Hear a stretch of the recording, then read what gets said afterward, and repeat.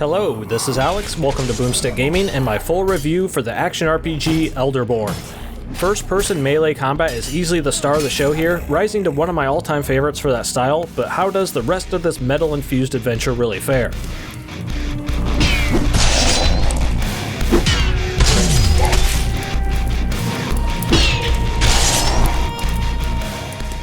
Elderborn harkens back to the 90s FPS era where everything was all about raw hyperspeed action with a pretty steep challenge, and combines it with more modern gameplay mechanics. Although many design elements do tap into the simpler times in gaming, it also smartly uses the knowledge gained from numerous prestigious first-person melee games throughout the years and redefines how fluid and precise this type of combat can really be.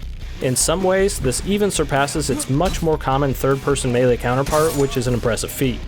Every swing has a weighty impact to it, the slow-mo parry mechanic is immensely satisfying every time, it's always fun to knock enemies into the environmental traps, and the broad range of different weapon types allow for a good amount of flexibility with how you tackle each enemy type. Early on, for example, scorpions were a pretty deadly threat, at least until I found the spear, to then they became easy fodder thanks to the ranged advantage. Figuring out what weapon works best against what you're fighting is a core element to the combat system.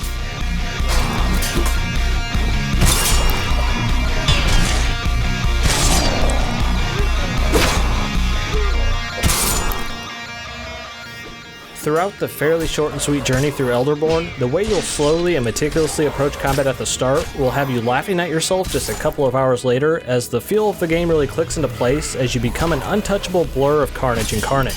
You go from being a scared little peon, backpedaling and blocking your way through early encounters, to then practically toying with your victims as you start to see combat as a series of ones and zeros as you dance your way through the battlefield. Although you do have a healthy dose of defensive capabilities like dashing, blocking, and parrying, the health regain mechanic that allows you to earn back lost health if you retaliate quick enough really encourages an offensive playstyle.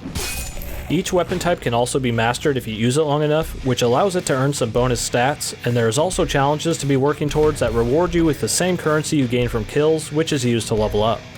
The skill tree is quite small, but each primary node feels like a worthwhile and useful upgrade to your character. Want to rip and tear your foes to pieces and then throw their severed face at your helpless victims? Well, this is just one example of these well thought out upgrades. Now, before moving on to everything else, since I'm wrapping up what I have to say about the combat, I have to reinforce that the first-person melee gameplay is truly remarkable in Elderborn and is one of the best uses of it I've seen in quite a while.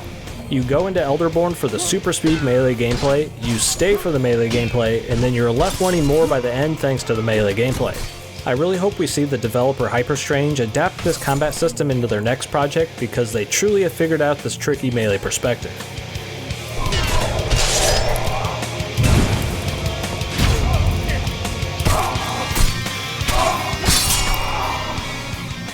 The level design in Elderborn is well constructed from a layout standpoint, but it is quite bland and drab, not necessarily in the brooding kind of way.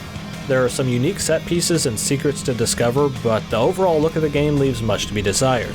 This does, however, allow for the game to run at a blistering solid pace, which is a trade-off I wholeheartedly accept, but still something that lowers the appeal of this journey for a wider audience. Also, tapping into its old-school roots, there is a large emphasis on the tried-and-true locked doors go find a key concept, which is somewhat overused all throughout.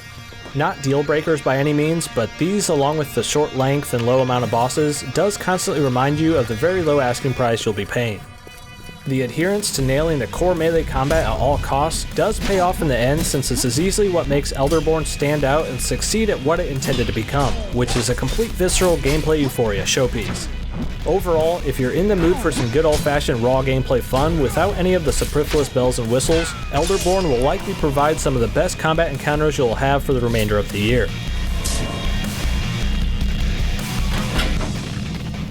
Those were my overall thoughts on Elderborn, and since I'm the type of gamer who has always loved fast-paced action games, I really enjoyed this and would love to see a sequel, or like I mentioned before, anything else the developer does with this combat system in the future. If you happen to enjoy my style of review, consider subscribing to Boomstick Gaming for more, ringing that little bell icon to stay up to date on my future content, and you can also find me on Twitter at BoomstickAlex. A special mention to the top supporting YouTube members and patrons you're seeing on screen that really help to keep this individually owned and operated channel functioning. As always, this has been Alex from Boomstick Gaming, and thanks for watching.